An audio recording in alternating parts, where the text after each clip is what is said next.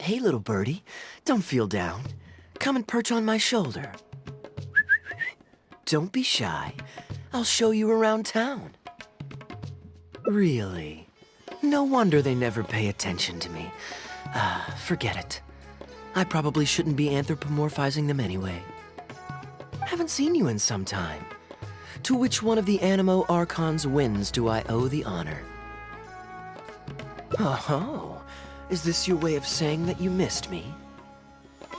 Since it wasn't meant to be with this little birdie, I'd better leave it alone.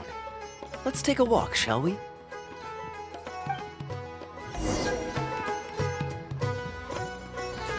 If you're wondering why I'm here, Jean's been worrying about trade safety recently. I discovered this when I unwittingly burst into her office to save the day. Another job involving long-distance travel falls to me.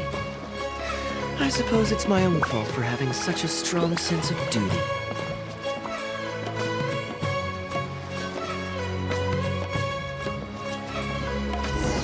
Still, on the bright side, business is now taken care of. And I have unused travel funds, so I was planning to...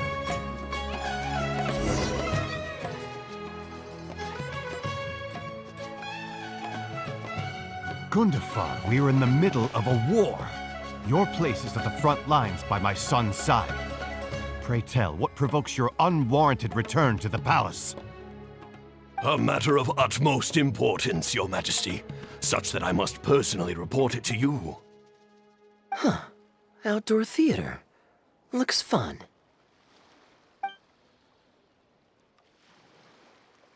Actually, yes. I saw some guards do a musical performance when I was traveling with their caravan in Sumeru. They were desert dwellers. So are these actors. And I think I actually recognize one of them.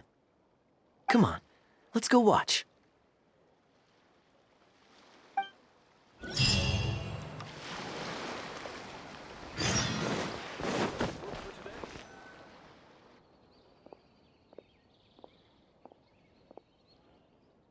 Your Majesty, not only has God bestowed the throne upon you, but your beloved son, Prince Kubad, has led our brave warriors to victory against Frasyav's army. His men have laid down their arms and fled. Frasyav's brazen ambition is no more. He has bowed his head and now presents to your Majesty an offering of treasures and hostages, as well as a plea for peace. My king, this battle has finally restored the dignity of our people.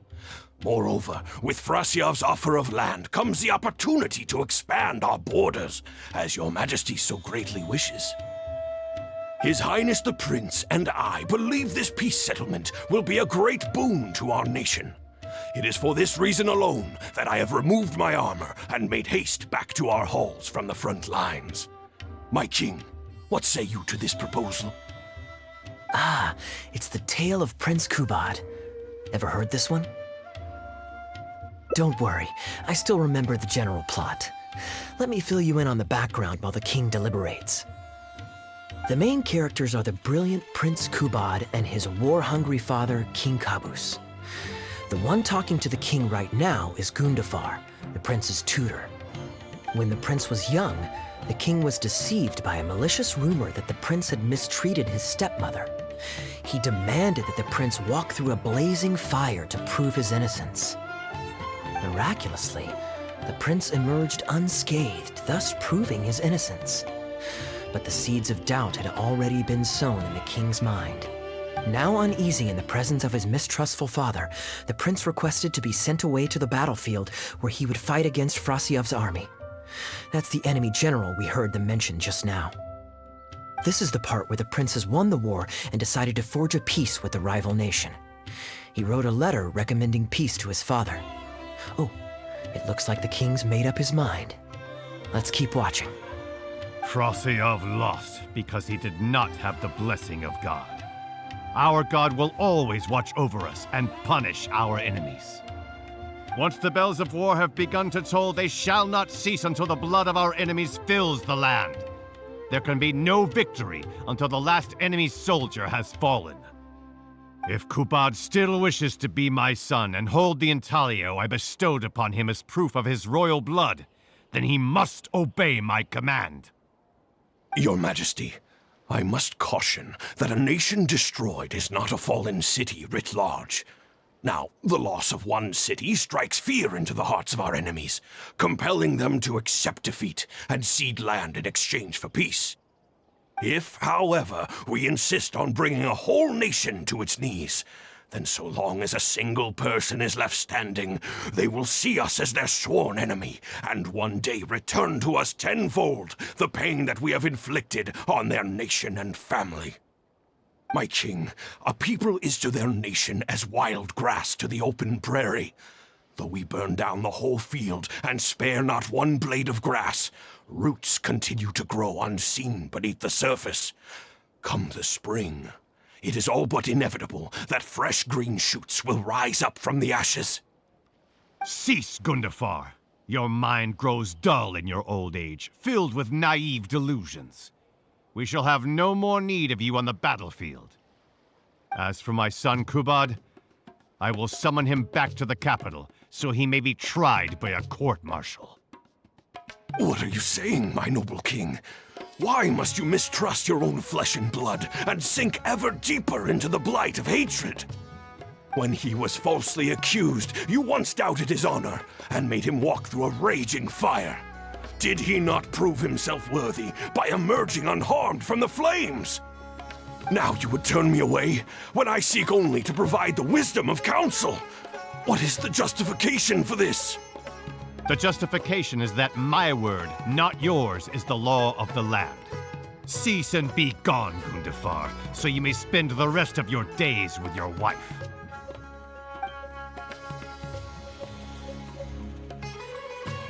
What has become of the king that I served with my life? Fanaticism has robbed him of all reason and wisdom. Peace is surely the most favorable path for our nation, yet he refuses to accept it. I must think of a way to seize control of the army back from the hands of my wayward son, that they might continue the fight to the end. Perhaps the first task should be this. I shall send a loyal contingent of warriors to eliminate Frasiev and the hostages he has sent to our palace.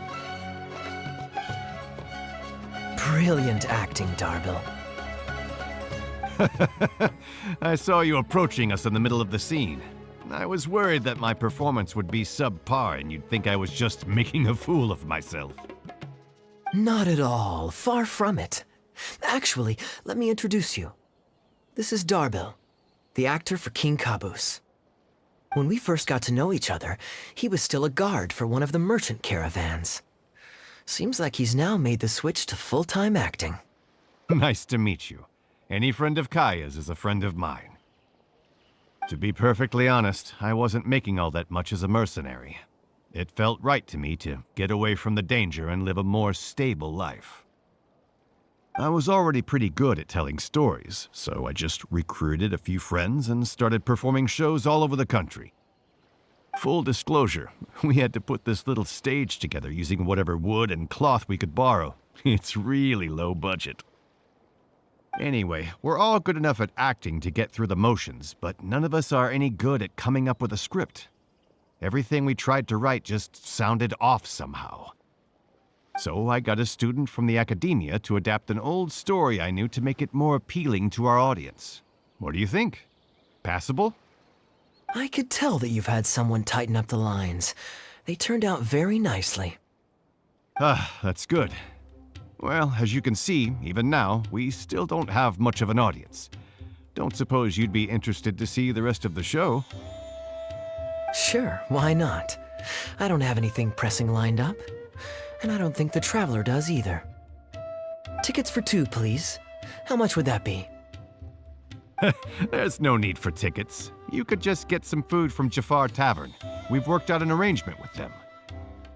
We've actually found a sponsor for this performance, too. He's not too happy about the poor turnout, though. I doubt we'll be able to keep him for the next performance. A real pity.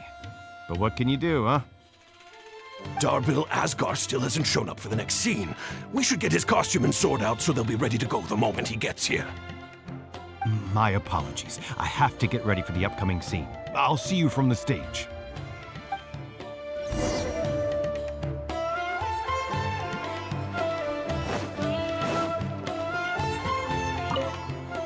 Would you two like to order some food? What can I get you?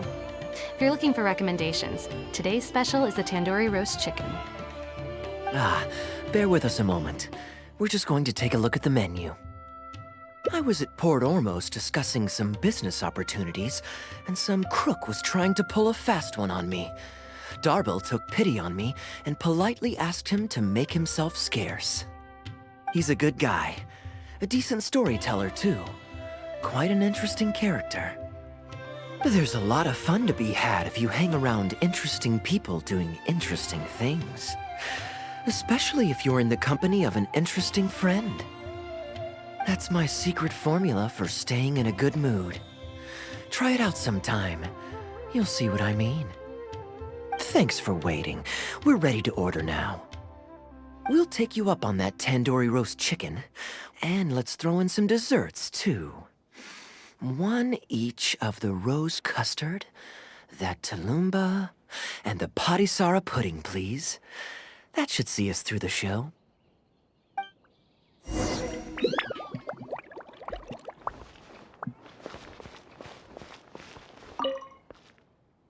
We've got good seats, close to the stage, but also not too crowded.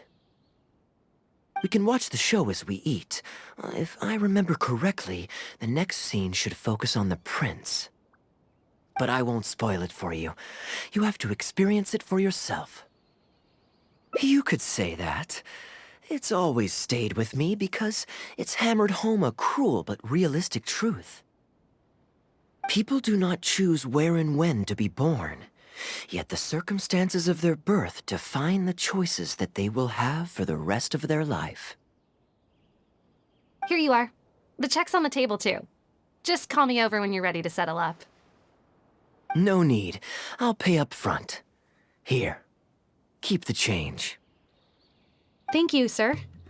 Oh, but this is too generous. Call it a token of my gratitude for the excellent service. The food all smells wonderful, too, so please pass my compliments to the chef. Thank you so much, sir.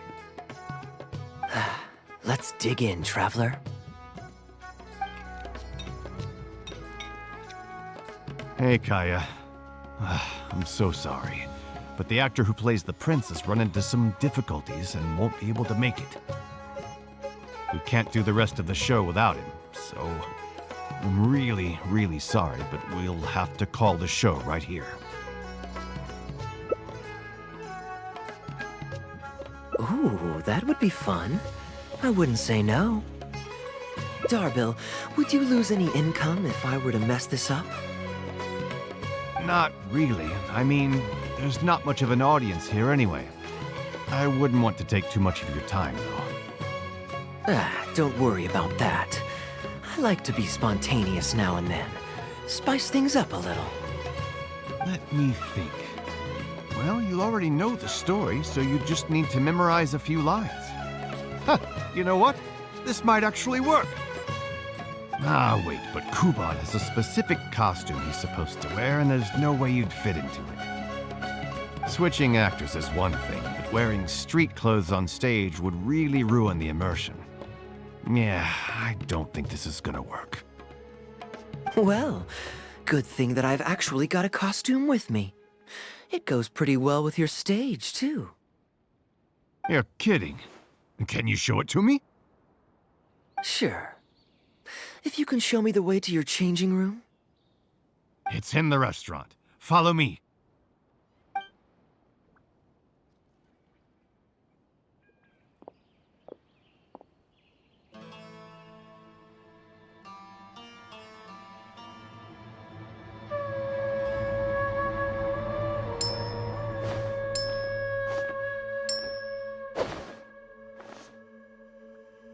Gotta say, I think I actually look pretty dapper in this. It's a pity I don't have many opportunities to wear it in public. Uh-oh, not a fan of me as a prince? I'll have to act my heart out so you'll be too dazzled to make any digs. Kaeya, here's your script for the next scene. It's not too long, but you also don't have very long to prepare. Do you think you can memorize your lines in time? Only one way to find out. Okay, I think we've covered all your lines and movements on stage. You haven't had long to prepare, so don't worry about forgetting your lines. We'll remind you. All right, I'm good to go. Great. Then let's get this show on the road.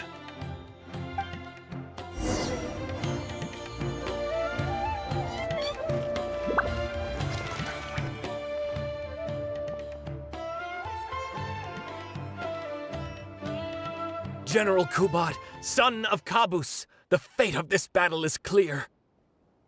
I beg you, please spare my few remaining men.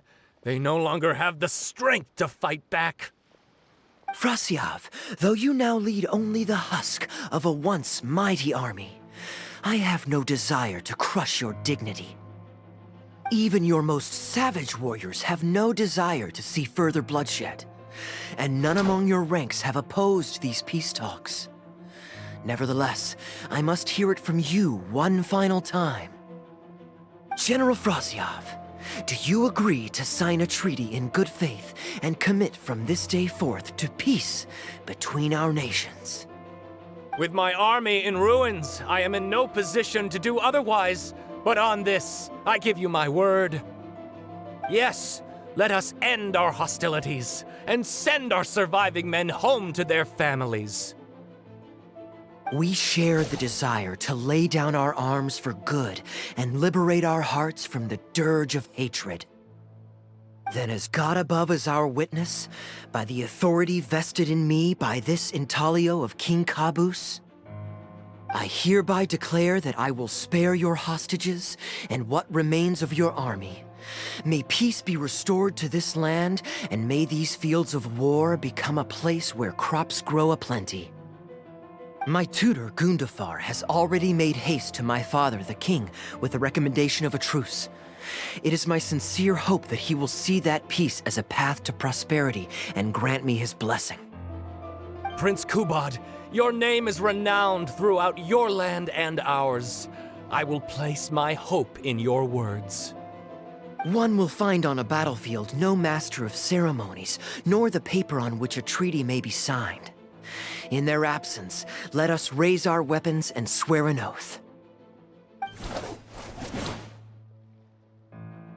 I, Kubad, son of Kabus, hereby pledge protection to you and all of your kin. May the oceans be stained red with my blood if I am ever to renounce this oath. Wow, your friend is so dreamy. He's not a real prince by any chance, is he? Hey, Rishana, you don't want to miss this. The good-looking guy who left that huge tip is acting on stage with Darbil's troupe. Darbil's one lucky man. I return, Your Highness. I hope I'm not too late. Have you already promised peace to Frasyav? Nay, I am not so rash as to preempt my father's blessing. I promised only what I could so far, the safety of his kin. My child, I must share with you the gravest news.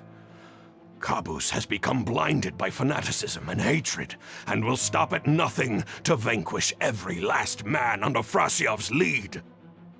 How can this be? You mean to say that my father has rejected our proposal for peace? He has indeed. I urged him to reconsider, and for this I was rebuked and dismissed from his service. But far stricter punishment than this awaits you, should you return home with your troops. Please heed my warnings, dear child. I dare not imagine what unspeakable atrocities your father intends to commit. Nay, the truce must stand. I cannot renounce my oath. How can man claim to stand above beast without remaining true to his word? The masses have grown weary of death and conflict in both our nation and theirs. Are we all now to bend to his will and massacre countless more to satisfy a desire that is his alone? When I departed my beloved home to fight in a foreign land, I did so to honor his wishes and for my duty to our people. Alas, is this fate's grand design? Is this fate's grand design? Kaeya, the next line is, "Alas, is this fate's grand design, that I should spend the rest of my days in a foreign land, till I am laid to rest in a grave far from home?" Must it be so? Huh? Wait, that's not part of the script. Kaeya, did you not hear me? My dear audience, I ask you this. Do you believe in fate? If fate decreed that your life was to end in tragedy, what would you do?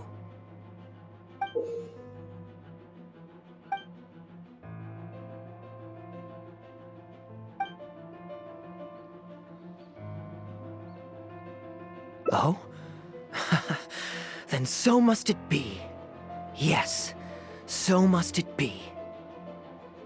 I shall discard this intaglio and rid myself of the shackles of fate. Wait, but that's not... My dear prince, do you intend to betray your father and abandon your heritage? Fate means to send the machinations of war to every corner of the land, to fan the flames of conflict till they engulf the entire world. Fate would see my sword tainted with the blood of innocents, that the bright banner of my homeland might fly in every nation known to mankind. But I shall not bow to the will of fate. I am no pawn in heaven's plan. Bravo! Where did this guy come from? Is he one of the new hires? Hey, shut up! Stop interrupting. I, Kubad, will spend the rest of my days in a foreign land till I breathe my last in a place far from home. Oh, at least he brought it back in the end. Prince Kubad, my child, there is no need to be rash. Please bring at least your fortune and the retainers who will always be loyal to you.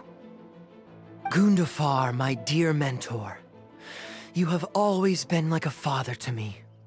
It brings me only anguish to bid you farewell. But I must walk this path, or freedom dies by my hand.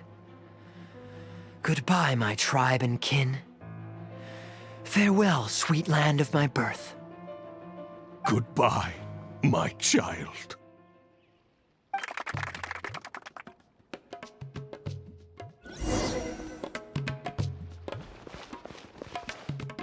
Ooh, it's Prince Kubad.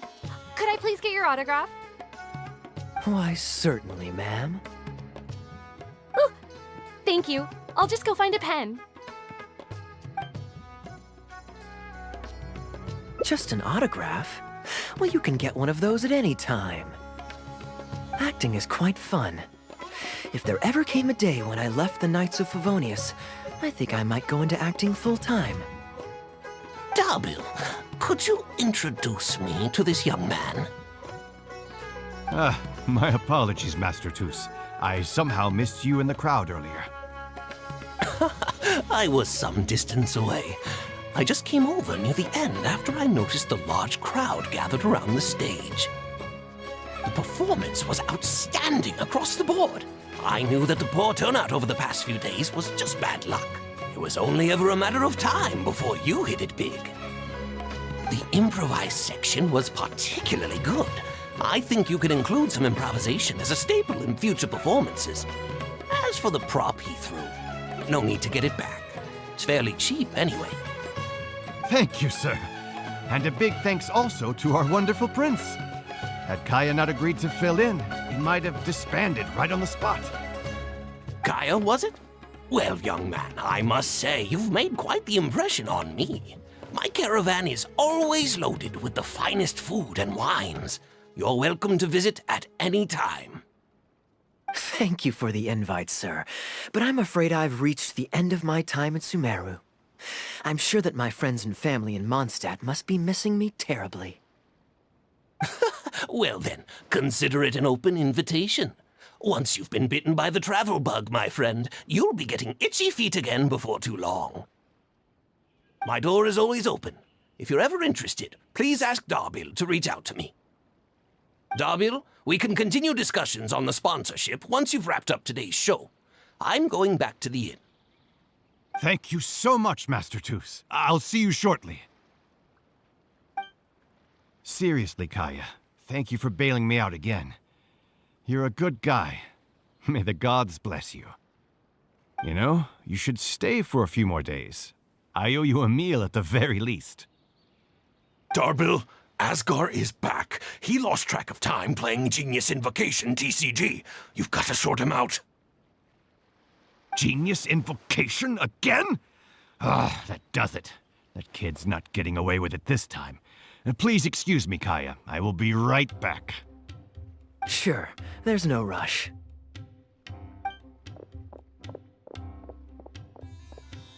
Okay, I think they're all gone. Let's slip away now while we can.